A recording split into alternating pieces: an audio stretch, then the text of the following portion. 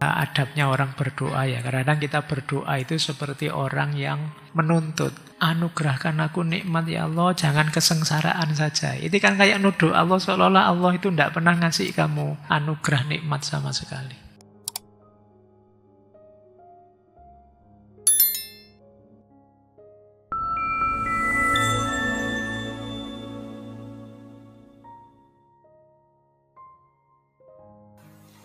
Bismillahirrahmanirrahim. Alhamdulillahi rabbil alamin.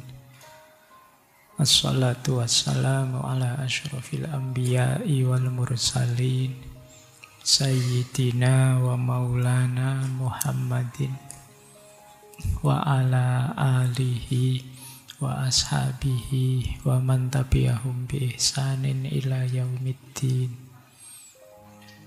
Amma ba'd. Bismillah. Mari kita lanjutkan lagi ngaji kita. Yang ketiga, jihad. Jadi jihad ya. Beliau memang sebenar-benarnya jihad, ya fisik ya rohani. Tapi menurut Syekh Abdul Qadir, jihad fisik itu akan lebih bermakna, lebih berhasil kalau diawali dengan jihad rohani. Menaklukkan diri sendiri, ego sendiri, itu akan sangat menguntungkan dalam hidup sehari-hari, termasuk dalam jihad fisik.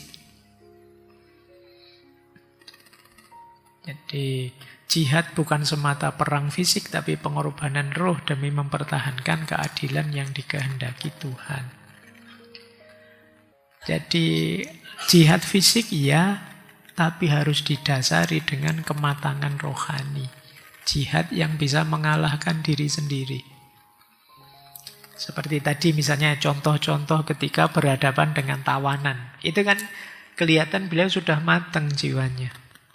Sudah bisa menaklukkan egonya. Kalau ngikuti ego ada musuh macam-macam ya bisa. Kayak tadi yang ngomong, saya tidak akan mau masuk Islam. Saya ngomong tidak ada yang maksa, tidak ada yang itu. Kok dia teriak-teriak gitu, itu sudah. Kalau bukan orang yang sabar, yang kuat, yang egonya bisa diredam, itu mungkin sudah dipukuli orang berani ngomong seperti itu. Tapi kan tidak. Jadi jihad ya sama kan seperti sabdanya Rasulullah itu setelah perang Badar itu kan, kita kembali dari perang kecil menuju perang yang lebih besar. Perang yang lebih besar itu perang melawan diri kita sendiri. Kalau tadi sebelum perang itu kan fokus ke perang fisik, mengalahkan musuh. Tapi begitu musuhnya kalah, itu yang harus dikalahkan diri kita. Karena saat itu pasti muncul rasa bangga. Kalau tidak direm akan lahir rasa sombong. Pasti muncul gembira. Kalau tidak direm akan lanjut jadi sembrono. Tidak hati-hati. Maka pertarungan selanjutnya lebih berat. Yaitu menaklukkan diri kita. Jadi jihad yang sufistik. Untuk melahirkan tatanan masyarakat yang sesuai dengan nilai-nilai keislaman. Kemudian beliau juga menarik nilai-nilai sufistik tadi dibawa ke pemerintahan yang dia pimpin. Jadi tadi ya keadilan, akhlak, moral, kejernihan hati, ketajaman berpikir, ini nilai-nilai sufistik ini terus dibawa ke dalam pemerintahan. Hasilnya apa? Yo, di pemerintahan beliau, di wilayah yang beliau kuasai, tidak ada korupsi, tidak ada eksploitasi. Dasarnya bukan aturan, tapi kesadaran dan rasa takut pada Allah. Juga rasa malu pada Allah. Nah, ini sufistik. Jadi menata masyarakat lewat jalur tasawuf. Ini menarik ya. Kalau kita selama ini menata masyarakat itu kan dengan aturan. Ada masalah dibikin undang-undang, aturan-aturan. Jadi terus kita aturannya banyak sekali. Padahal katanya aturan itu ya dibikin untuk dilanggar. Jadi kita pontang-panting sendiri karena kita terus merasa terpenjara sendiri oleh aturan yang kita bikin. Kenapa begitu? Ya karena tidak diawali dari kesadaran. Nah, sementara lewat jalur tasawuf ini diawali dari kesadaran kita ini hamba Tuhan. Kita ini punya amanat kekhalifahan. Kita ini punya tugas dan tanggung jawab. Jadi tidak korupsi bukan karena takut dihukum, takut ditangkap KPK, tapi karena sudah sadar. Jadi, karena kalau dasarnya hanya takut ditangkap, takut dihukum, ya nanti kalau ada jalan yang bisa tidak tertangkap, tidak terhukum, kalian akan tetap korupsi.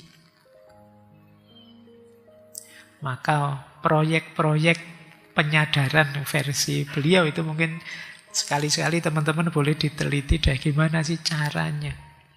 Lewat jalur etik, lewat jalur pembentukan kesadaran, pembentukan karakternya. Apalagi kalau dalam tasawuf itu ada haya. Makom tinggi namanya haya, itu rasa malu. Malunya bukan sama manusia, malunya sama Allah. Kalau malu sama manusia, itu gampang, kalian sembunyi tidak ketahuan, selesai. Ya kan, tidak usah diposting. Kalau ada CCTV ya kamu agak minggir sedikit, tidak ada yang tahu. Itu kalau malu sama manusia. Tapi kalau malunya sama Allah, wow, itu kalian tidak ada tempat sembunyi. Saya lupa baca di medsos bagian mana ada kalimat menarik. Allah Sang Maha CCTV. Anak-anak Gen Z kalau bikin kalimat unik-unik ya. Jadi kita kalau Sang Maha CCTV itu ya di tempat mana kamu bisa tersembunyi dari pengawasannya Allah. Jadi kalau kalian diam-diam buka situs-situs aneh-aneh itu ya, tidak ada orang tahu sih, wong kamu di kamar sendirian. Tapi Allah tahu, kamu tidak malu toh, Allah lihat. Itu orang yang sampai di titik makom ini hidupnya akan sangat terkontrol.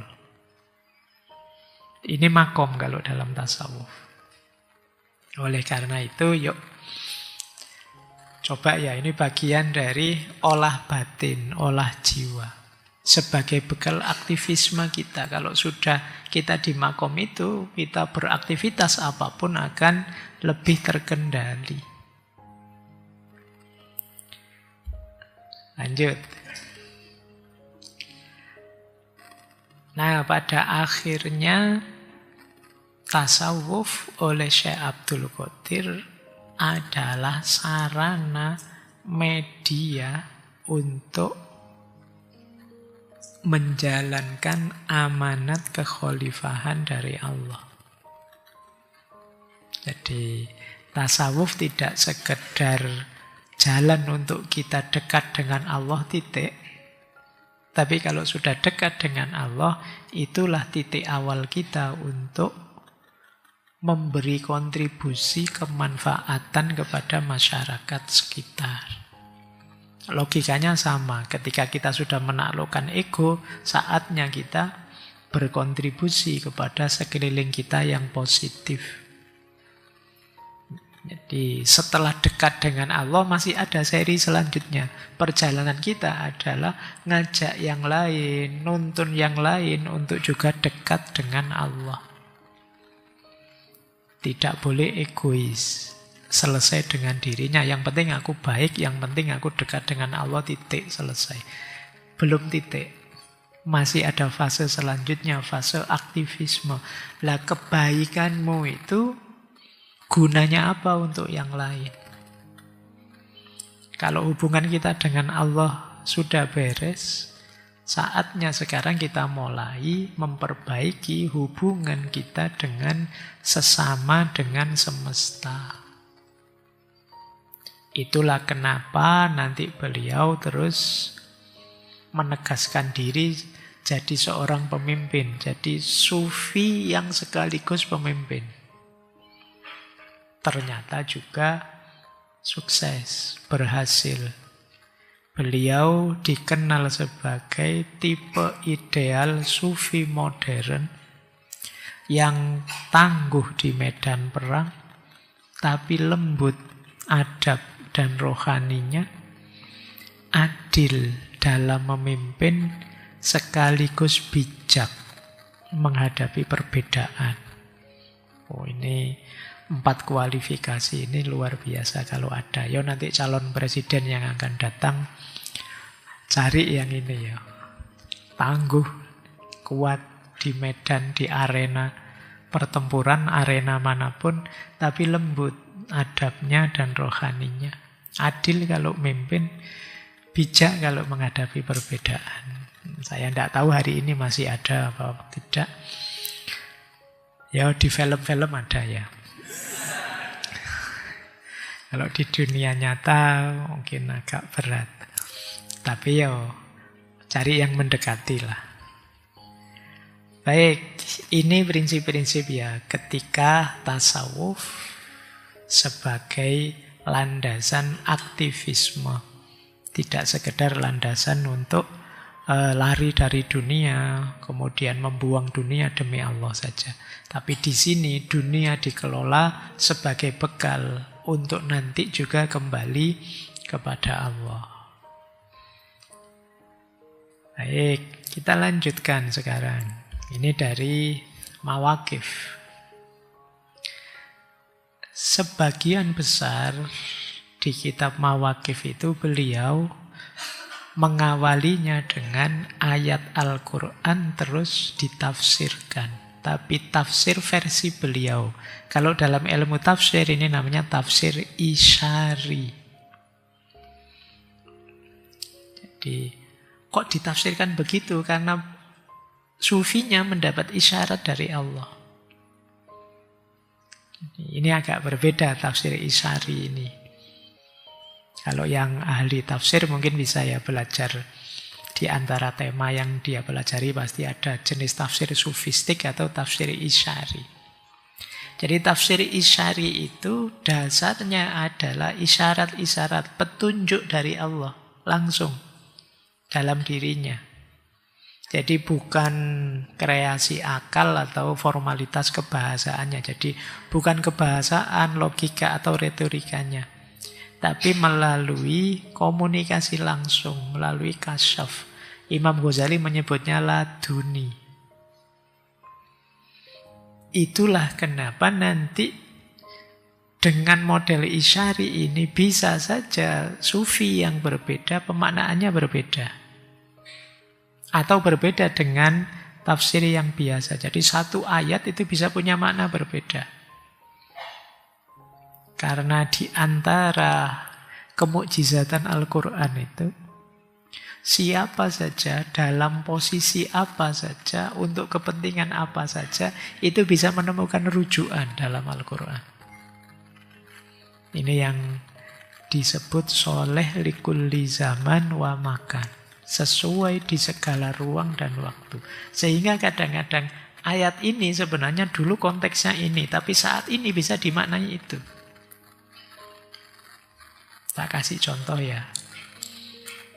Dulu mungkin kita sulit, kita membayangkan besok di akhirat itu yang bicara bukan mulut kita, tapi yang bicara itu tangan kita, yang bicara kaki kita. Itu kan kita bingung, gimana caranya. Dulu saya membayangkan di tangan ini terus muncul giginya, muncul mulutnya, terus ngomong kayak film anime itu.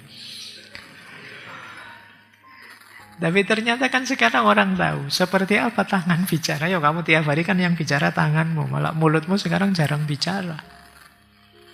Kamu tiap hari kan sudah chatan, WA-an itu. Padahal zaman Rasulullah belum ada kan WA, orang ngomong pakai jempol. Sekarang ada dan relevan juga dengan ayat-ayat, dengan hadis-hadis. Jadi makna akan selalu berkembang. Itu yang bagian dari kemukjizatannya Al-Quran. Al-Quran itu orang yang fatalistik Jabariyah itu bisa nemu ayat. Orang yang free will, orang yang menganggap hidup ini bebas sepenuhnya, jika bisa ngambil dalilnya. Kalian jomblo bisa cari ayat, punya pacar juga bisa cari ayat. Itu istimewanya. Nah, cuma kalau para sufi ini maknanya apa? Mendapat isyarat dari Allah, mendapat kasyafnya sendiri. Dan ini beliau mengakui ada yang seperti ini. Ini pengaruhnya Ibnu Arabi. Karena di Ibnu Arabi makna itu ada makna lahir, ada makna batin. Kalau makna lahir itu ya tulisannya, dipahami dengan logika. Tapi di balik itu ada makna batin. Makna batin ini yang bisa menangkap orang-orang yang dekat dengan Allah, yang jernih hatinya, jernih pikirannya, sehingga bisa menangkap isyarat-isyarat dari Allah. Jadi memahami Al-Quran secara isyari. Nanti silahkan kalian cari ya kalau yang tertarik dengan wacana tafsir isyari. Tafsir yang hanya para sufi yang dapat isyarat. Kadang-kadang ayatnya bunyinya matahari sih, tapi terus seorang sufi menangkap ini sebenarnya yang dimaksud oleh Allah matahari ini bukan kok matahari itu, tapi yang dimaksud Rasulullah Nabi Muhammad. Yang beliau ini mataharinya dunia, yang membuat dunia ini terang bercahaya. Itu jenis-jenis semacam ini tafsir isyari. Nah, cuma kasyaf ini, isyarat dari Allah ini tentu saja tidak pada sembarang orang. Maka menemukan makna batin, unsur kedua yang harus ada adalah adab. Ya, ada adabnya. Tidak mentang-mentang, wah saya sudah makom saya tinggi Pak, batin saya jernih, berarti sebentar lagi saya akan dapat kasyaf, dapat laduni misalnya. Tidak. Kalau kalian merasa begitu ya pasti tidak. Oke ya. Jadi ada adabnya, jadi ada etika rohaninya. Nanti dalam penjelasan beliau ya, sikap rohani yang tunduk, hormat, sadar, rendah diri di hadapan Allah. Ya Allah, anugerahilah aku makna. Itu kan ada doa yang bunyinya begitu. Anugerahilah aku kebenaran. Itu sebenarnya doa kita. Tunjukkan padaku jalan yang lurus, ihdinas syiratal mustaqim. Itu kan kita menunggu isyarat dari Allah, mana yang lurus, mana yang tidak. Ini doa-doa yang kita minta. Jadi ada unsur adabnya. Kata beliau misalnya ya adab itu. Yang pertama, tidak tergesa-gesa mengklaim ngerti maksudnya Allah. Wah, ini pasti ini maksudnya, tidak begitu. Merendah dulu serendah-rendahnya di hadapan Allah. Jernihkan pikiran sejernih-jernihnya, bersihkan hati sebersih-bersihnya. Terus buka diri seterbuka-bukanya sampai Allah memberikan isyarat. Yang kedua di antara adabnya, menyadari bahwa semua makna adalah pemberian. Jadi makna itu anugerahnya Allah, bukan karya kita. Ini sebenarnya sering kita jelaskan ya, bahwa ikhtiar itu kuasa kita, tapi hasilnya anugerahnya Allah. Apakah dengan akal ataukah melalui isyarat kasyaf? Dua-duanya anugerahnya Allah. Yang kita bisa kan cuma berpikir, misalnya dengan akal. Kita melihat asbabun nuzulnya, kita pakai ulumul Quran ini, pakai teori ini, teori itu. Terus kita ketemu maknanya. Lu ketemu maknanya ini sebenarnya ya anugerahnya Allah. Banyak orang melakukan hal yang sama, tidak ketemu makna itu, ketemunya di makna yang lain. Ayatnya satu, dipahami ulama A hasilnya A, dipahami ulama B hasilnya B. Dengan teori yang sama, dengan konsep pemahaman yang sama. Itu makanya kalau dalam ilmu akhlak itu kan di beberapa kitab seperti di Ta'lim Muta'alim disebutkan ilmu itu nurun. Cahaya dari Allah, bukan nurun bahasa Jawa ya. Kalau nurun bahasa Jawa kan nyontek itu. Kamu ujian kok nyontek itu. Katanya para ulama, al ilmu itu nurun, Pak. Kalau ndak nurun ndak bisa. Ilmu itu cahaya dari Allah. Bersyukurlah kalian ketika kalian mendapatkan satu pemahaman, satu pengertian, satu wawasan baru. Karena dapat itu kuasanya Allah. Dapat tidak dapat, berhasil tidak berhasil itu kuasanya Allah. Kuasa kita hanya ikhtiar. Saya membaca buku, Pak. Nah, itu ikhtiar kita. Paham atau tidak isinya buku, di luar kuasa kita. Buktinya apa? Wong kadang-kadang kita sudah baca pun ya tetap tidak paham. Iya kan? Kadang-kadang tidak baca apa-apa, tiba-tiba paham. Iya ya, berarti hidup itu seperti ini. Baca dari mana? Tidak baca, ya tiba-tiba saja. Itu kan kadang-kadang kita begitu. Jadi itu kuasanya Allah. Ini kalau rumusnya orang stoik kan begitu. Ya kita fokus pada yang kita kuasai, kita kontrol. Yang di luar kuasa kita, ya kita tunggu saja, kita berdoa. Nah ini di antara adabnya itu, tidak tergesa-gesa merasa ngerti, sadar bahwa ini pemberiannya Allah. Yang ketiga, merasa butuh, merasa fakir terhadap cahayanya. Ya kalau kita tidak merasa butuh, ya tidak mungkin dapat. Alah Pak, saya pakai akal saya bisa nyampe lah Pak. Saya pinter loh Pak, IP saya 3,999 itu. Nilai saya A semua. Hanya satu yang amin. Dosennya sentimen mesti itu. Jadi kamu tidak merasa butuh cahayanya Allah ya tidak akan dapat. Wong tidak butuh. Maka di antara adabnya adalah kita, ya Allah aku bukan apa-apa kalau tanpa pertolonganmu, tanpa anugerahmu, tanpa bantuanmu. Ini termasuk juga adabnya orang berdoa ya. Kadang-kadang kita berdoa itu seperti orang yang nuduh, menuntut. Karena ada orang berdoa itu rasanya menuduh, ya Allah, dosaku apa, ya Allah. Anugerahkan aku nikmat ya Allah, jangan kesengsaraan saja. Itu kan kayak nuduh Allah, seolah-olah Allah itu tidak pernah ngasih kamu anugerah nikmat sama sekali. Ya Allah, hidupku kok pahit semua. Loh, itu kalau Allah menunjukkan berapa banyak nikmatnya yang diberikan padamu,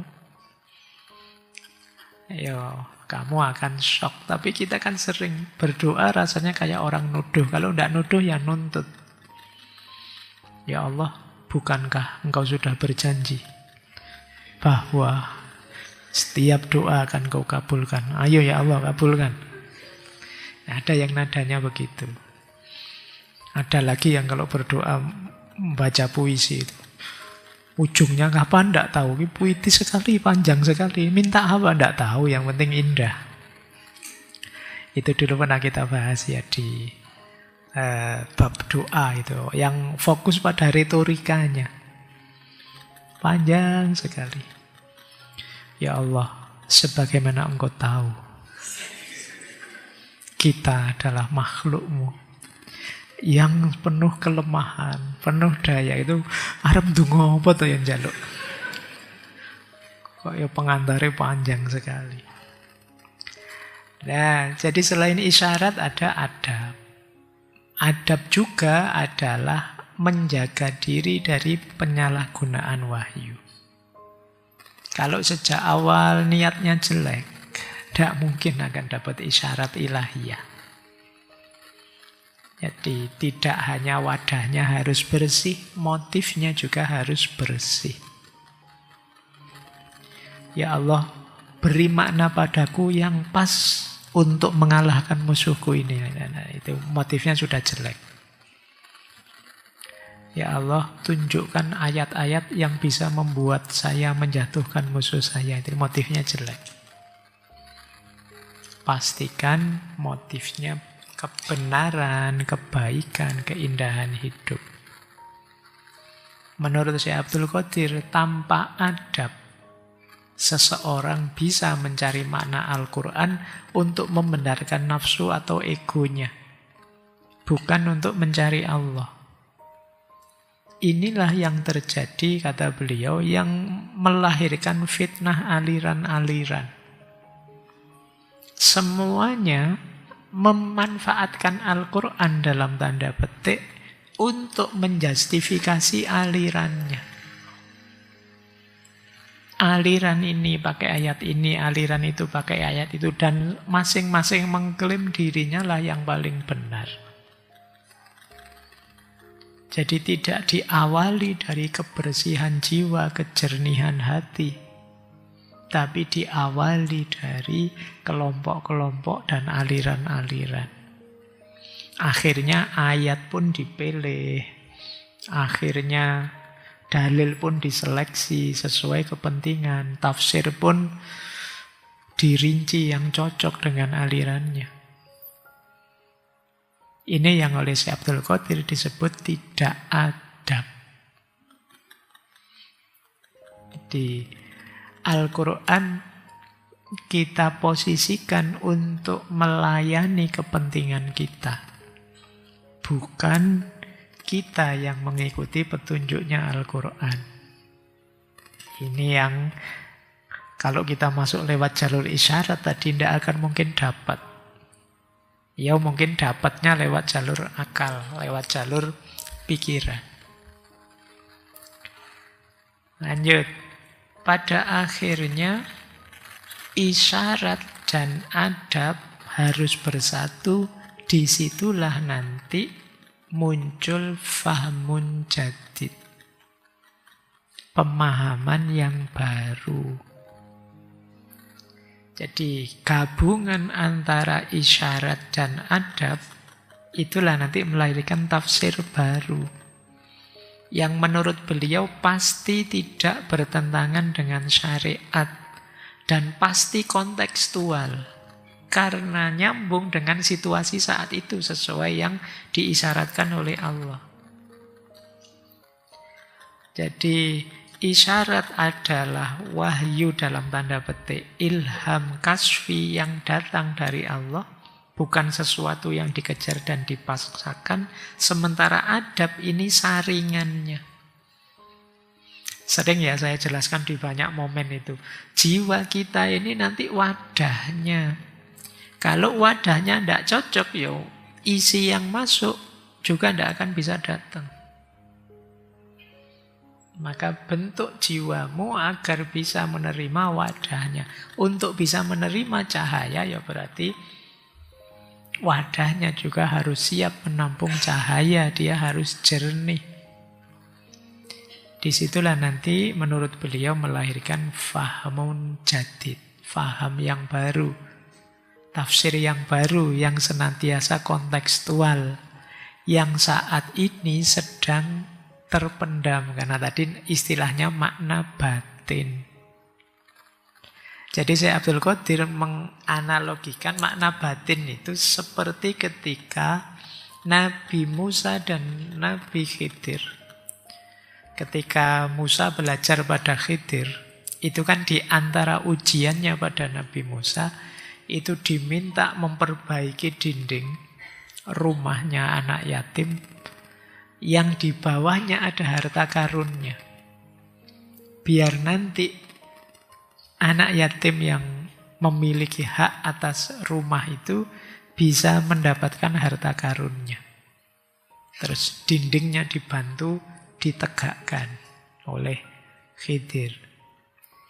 Nah, ini oleh Syekh Abdul Qadir Al-Jazairi dimaknai sebagai metafor, analogi bagi makna yang terpendam.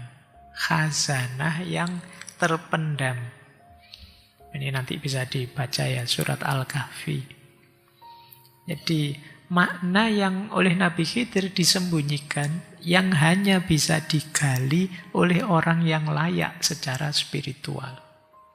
Hanya orang tertentu yang bisa menyadari adanya harta karun di bawah tembok. Orang biasa hanya melihat temboknya.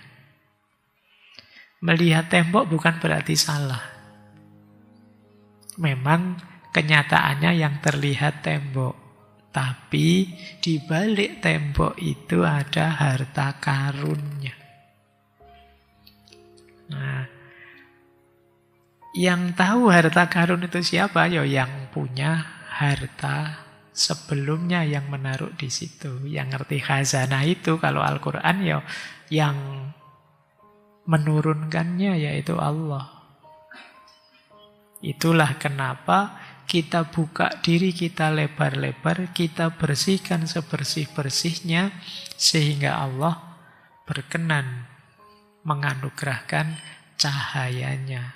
Kita mendapatkan isyarat-isyarat makna.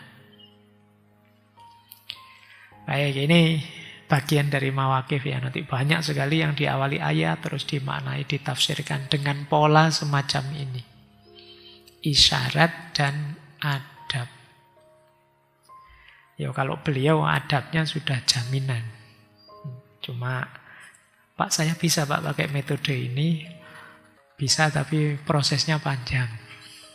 Kalau kita kan mungkin harus suluk dulu, laku dulu, sampai kemudian jiwa bersih, pikiran bersih, sehingga bisa menangkap isyaratnya Allah.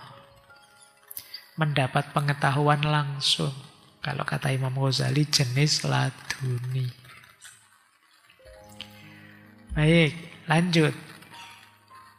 Nah, di antara yang juga dibahas oleh Syekh Abdul Qadir adalah konsep yang ini kontroversial, yaitu wahdatul wujud. Jadi beliau kan sadar bahwa konsepnya Ibnu Arabi ini kan beliau ingin melanjutkan gagasan-gagasan Ibnu Arabi ini banyak disalahpahami orang. Nah, tentang wahdatul wujud ini beliau terus memilah dua. Jadi wahdatul wujud itu ada dua makom sebenarnya. Yang pertama makom jamak, yang kedua makom furqan. Jadi ini orang sering salah paham. Makom jamak itu memandang bahwa semua makhluk ya hakikatnya Allah. Karena satu-satunya wujud itu Allah. Jadi kita ini semuanya ada di dalam Allah. Nah, ini wahdatul wujud di makom jamak. Tapi menurut Syekh Abdul Qadir jangan berhenti di situ. Jadi segalanya hakikatnya Allah itu belum titik. Ada komanya. Nanti masih ada makom selanjutnya namanya makom furqan. Di makom furqan itu tidak hanya melihat Allahnya, tapi melihat kita ini yang memang hakikatnya Allah, tapi tidak sama dengan Allah kita itu. Ini makom furqan namanya. Jadi Allah itu khalik, kita ini makhluk. Allah itu wujud hakiki kita, itu wujud pinjaman. Jadi di makom furqan yang kita lihat tidak hanya Allahnya, tapi kita juga lihat makhluknya. Yang ini beda level dengan Allahnya. Jadi di makom furqan ini orang tidak menolak kesatuan, tapi menyadari tingkatan perbedaan kita dengan Allah yang hakiki.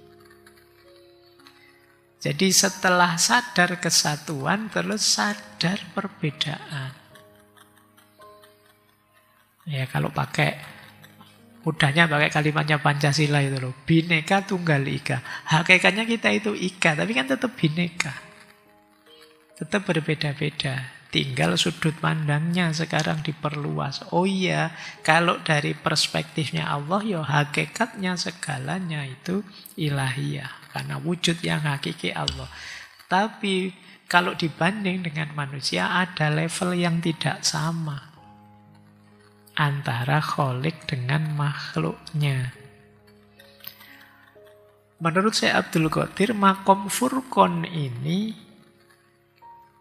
adalah tahapan untuk menyeimbangkan. Menyeimbangkan apa? Yang pertama, agar orang tidak tersesat dalam wahdah, kesatuan.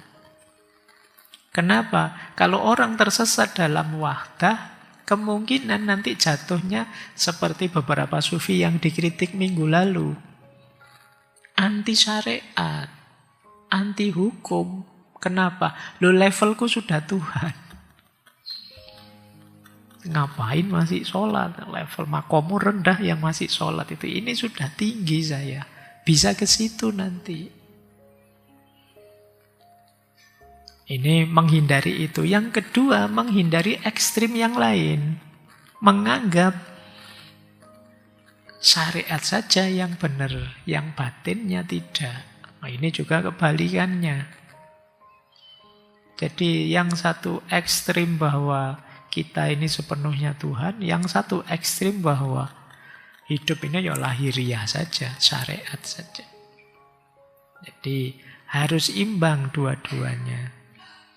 Di makom inilah, kata Syekh Abdul Qadir, seorang hamba jadi cerminnya Tuhan.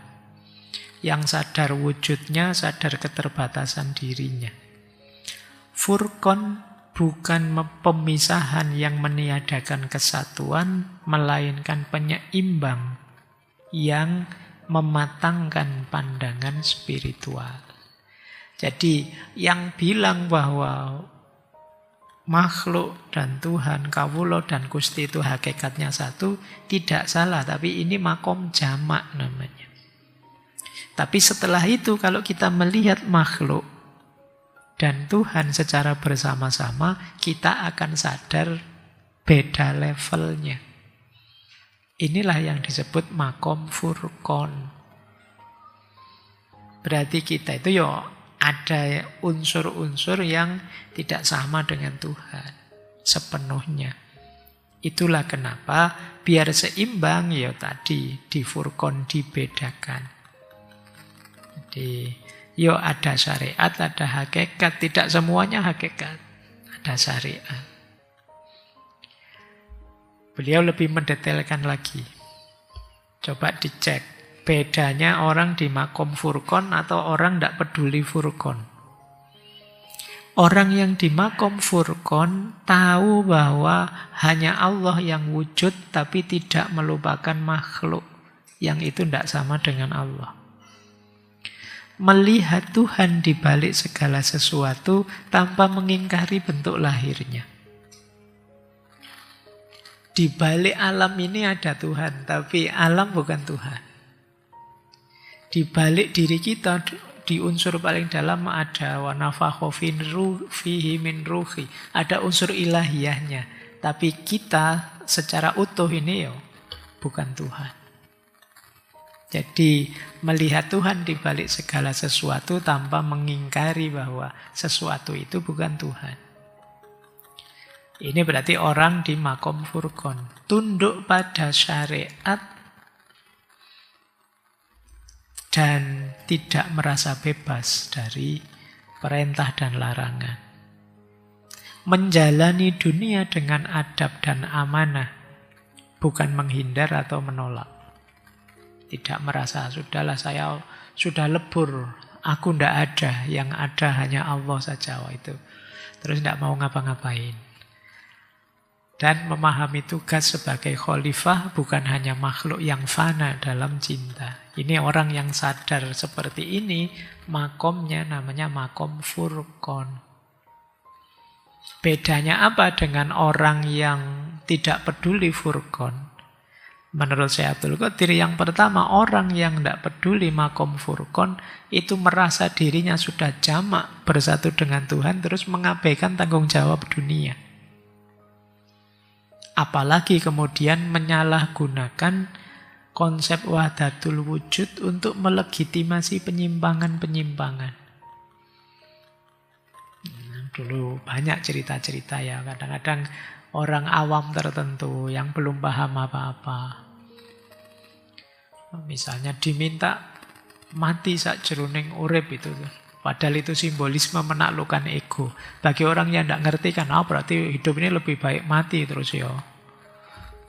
Melakukan tindakan yang membuat dia bisa mati segera. Karena kenapa ya? Wawasannya belum dalam.